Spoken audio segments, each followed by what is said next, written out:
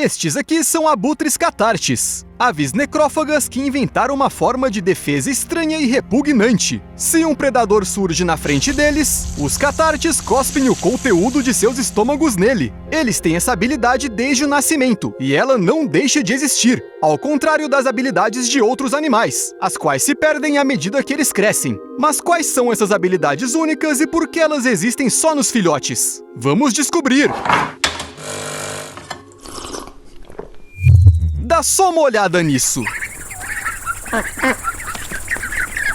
O que está acontecendo? Eu chequei 2 vezes. Isso são mesmo patinhos. E eles realmente estão escalando uma parede vertical. Isso porque... eles são capazes? Na verdade, isso não é algo tão raro. Se você for um pato, não tenho certeza se a natureza pretendia que esses filhotes fossem alpinistas. Mas foi isso que acabou acontecendo. Isso ocorre por causa da estrutura de seus corpos. Veja só, os patinhos pesam de 30 a 40 gramas. Ou seja, bem pouquinho.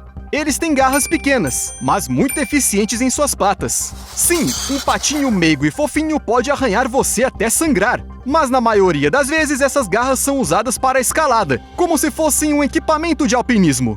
Os patinhos têm um centro de gravidade que permite que eles subam até por uma parede vertical, se ela não for perfeitamente lisa. Isso quer dizer que é pouco provável que um patinho suba uma coluna feita de uma peça de mármore. Já uma parede de tijolos é ideal. Para ter um apoio adicional, os filhotes pressionam o rabo contra a parede como os pica-paus. O resultado é... bem, você mesmo pode ver. E para isso não foi preciso nenhuma picada de aranha. Lembre-se, com grandes poderes, vem grandes responsabilidades. Tá bom, tá bom.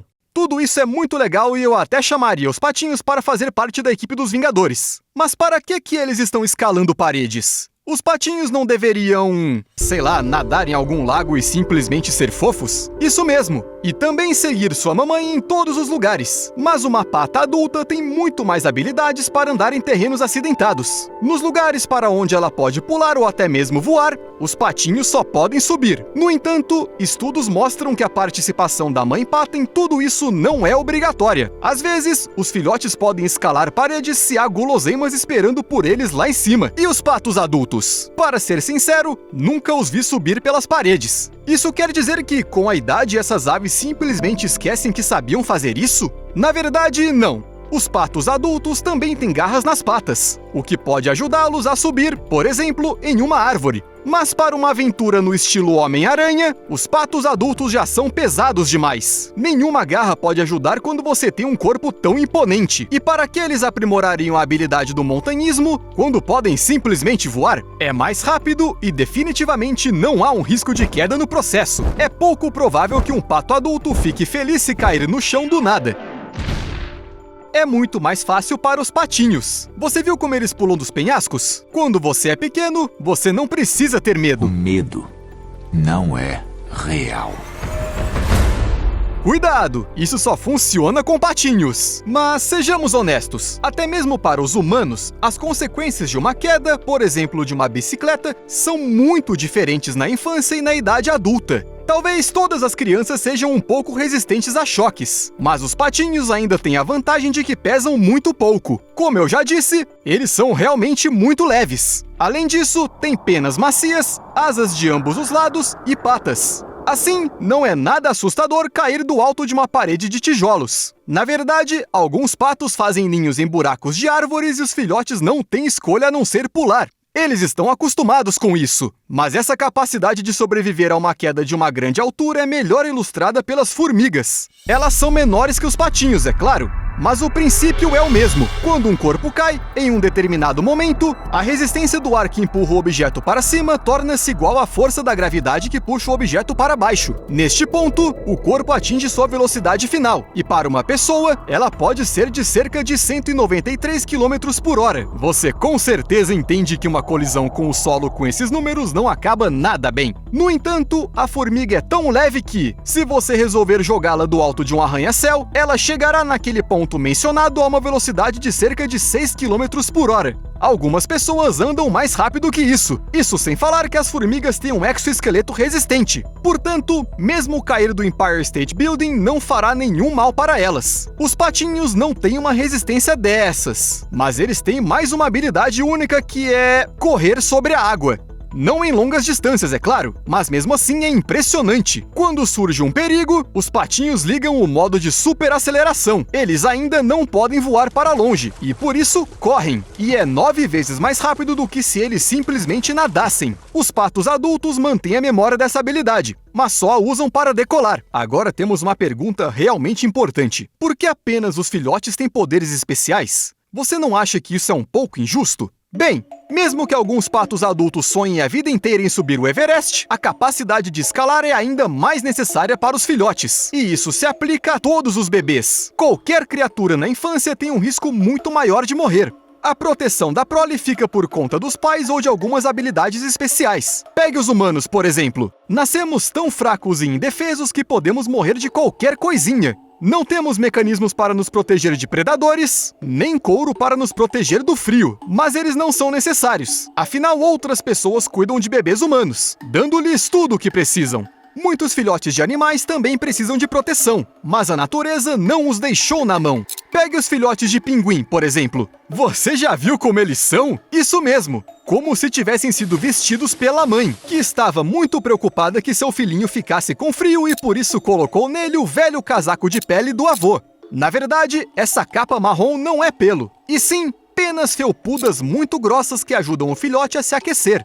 Quando o pinguim cresce, sua plumagem muda para a normal. As penas são bem próximas umas das outras e, de longe, parece que são uma pelagem curta.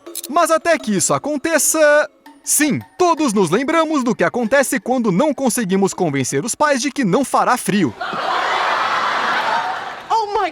Mas o que acontece se o animal for privado de suas características únicas? E agora nem estou falando dos filhotes. Afinal, é muito claro que o final é triste, porém previsível. Mas e os adultos? Na verdade, a diferença é pequena. Uma girafa sem o seu pescoço comprido não conseguirá arrancar as folhas das árvores e perderá a oportunidade de batalhar por uma fêmea, o que significa que morrerá sem dar continuidade à sua linhagem. O urso polar, com o pelo de outra cor, seria perceptível contra a neve e o gelo. Isto significa nada de caça, nada de comida e uma morte rápida. A chita, se perder sua velocidade, perderá a única vantagem que ajuda a conseguir presas e competir com outros predadores. No final das contas... você entendeu. Nada de futuro. No entanto, enquanto perder suas peculiaridades equivale à morte para alguns animais, outros se despedem delas tranquilamente ao crescer. Os filhotinhos de jacu cigano, um pássaro tropical com um penteado engraçado, não têm só patas e asas. Eles também têm garras em seus membros anteriores. Sim, como uma herança de uma tataravó que viveu na época de diferentes pterodáctilos. Como os filhotes de jacu cigano não podem voar, mas nadam bem ao menor sinal de perigo, eles saltam do ninho para a água. Não é um plano ruim em princípio, se o perigo não for um crocodilo. Quando a situação volta ao normal, os filhotes precisam retornar ao ninho antes que a mãe perceba que eles estão passeando sem pedir. As garras também ajudam nisso. Os jacus ciganos agarram-se à árvore e sobem até a altura desejada. Mas assim que o pássaro cresce, suas garras desaparecem. Provavelmente para não interferir no voo. E já que estamos falando de asas, vamos dar uma olhada nas galinhas. Todo mundo sabe que voar não é o seu forte, mas não foi sempre assim. O galo banquiva, a espécie da qual os galos domesticados evoluíram cerca de 8.000 anos atrás, voa muito bem em curtas distâncias. Não é uma águia, mas é um bom desempenho mesmo assim. Então, por que as galinhas domésticas perderam essa habilidade realmente útil? Os culpados disso tudo são os humanos. Criamos galinhas há tanto tempo que acabamos deixando seus músculos de voo muito grandes e seu peso muito alto.